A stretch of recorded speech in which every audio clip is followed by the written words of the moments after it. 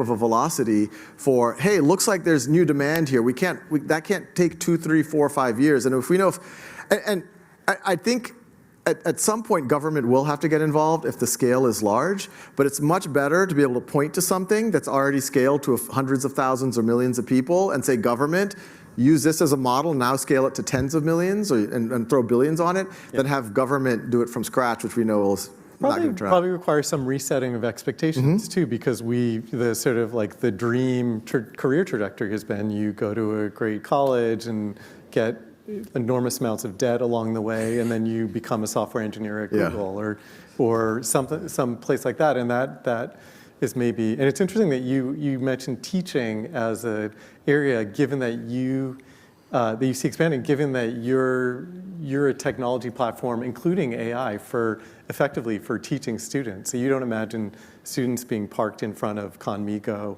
without teachers. No, well, we're seeing and I've always said this at Khan Academy, if I had to pick between amazing teacher and amazing technology for my own kids, I'd pick amazing teacher every time. Yeah. Now, the ideal is you don't have the trade-off. You pick amazing teacher and amazing technology. There's many contexts where there might not be an amazing teacher available. You're a young girl in Afghanistan, you're in a village in India, you're in rural Alaska, and there's no calculus class, then hopefully great technology can also raise the floor. Yeah. But what we see pretty consistently, and we've seen this for years, including with the AI tools, is, there's maybe 10% of kids that if you just give them the tool, they can start running with it. And I would say even for them, they're learning the material, but even they're not getting the socialization and the mentorship and all that.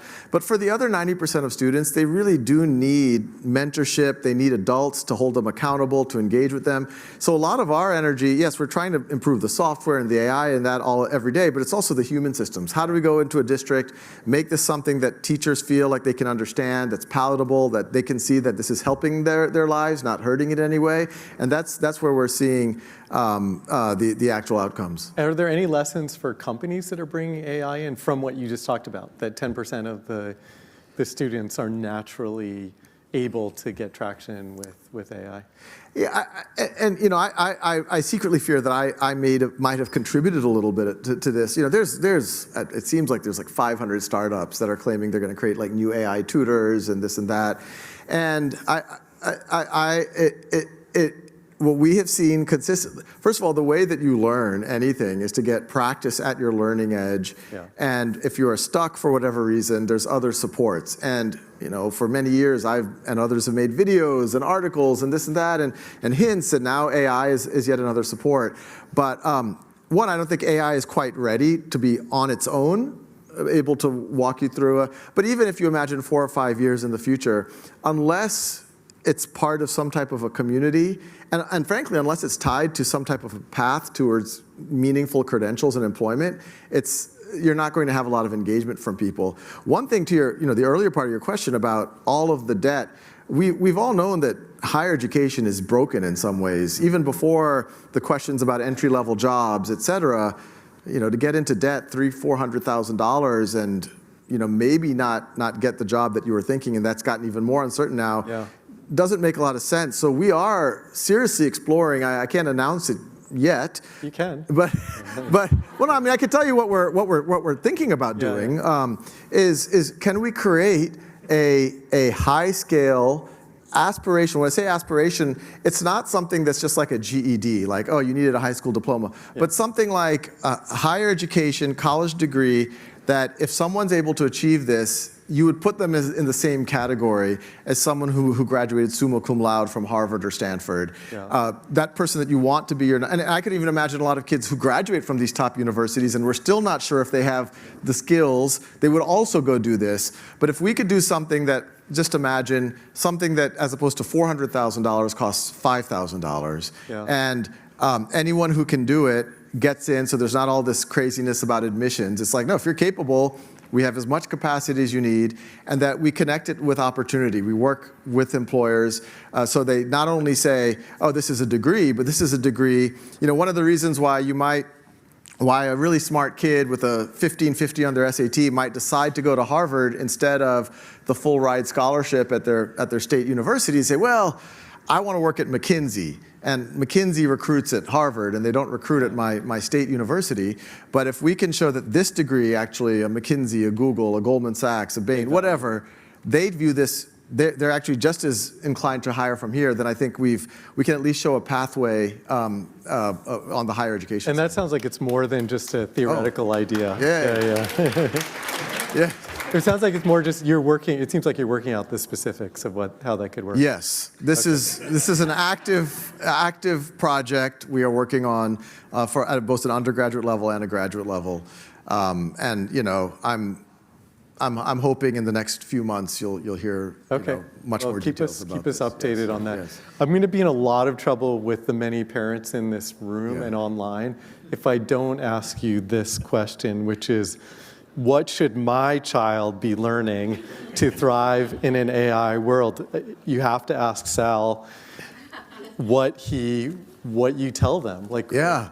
Look, I'll give my disclaimer again. I don't have a perfect crystal ball. My oldest just turned 17. He's a junior. And, he was the one that like 4 years ago, we were like, okay, he's the one that's going to provide for us because he loves programming. He's like really into math. And I'm like, oh, he's going to become a CS major. And, that for-profit route that I never took, he can do that. And he can, subsidize the rest of us.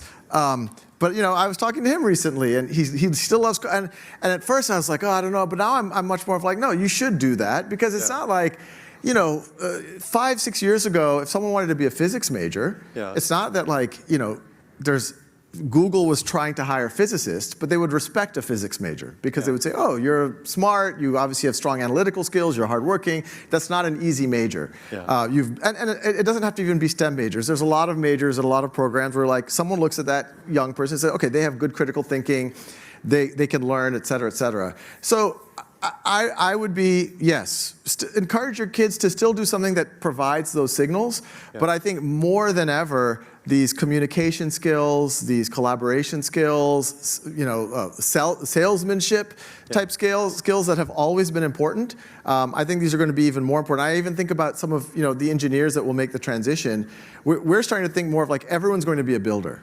And the people who are just waiting to get the spec, and then they're just kind of, oh, I'm going to code it, and then I don't want to talk to people, and I'm going to hand it off. They're going to have trouble. But the people who are like, oh no, I'm going to go meet with the customer, and I can build it, and I can go get users. I think they're going to do great. So I would focus on the human skills and any other signals that show that you can write well, think well, work hard.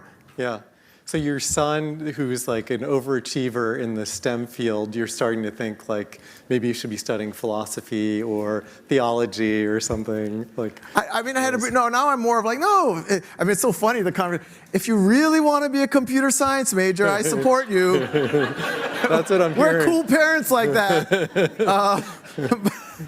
But that is the conversation that we're having. That's amazing. Okay, Sal, we're out of time. Sal Khan from Khan Academy, keep us updated on this project, and thank you for spending some time with us here this afternoon. Thank you. We appreciate it. Thank you. Thanks, I'm going to Kevin. stay on stage. Thank you. That was great.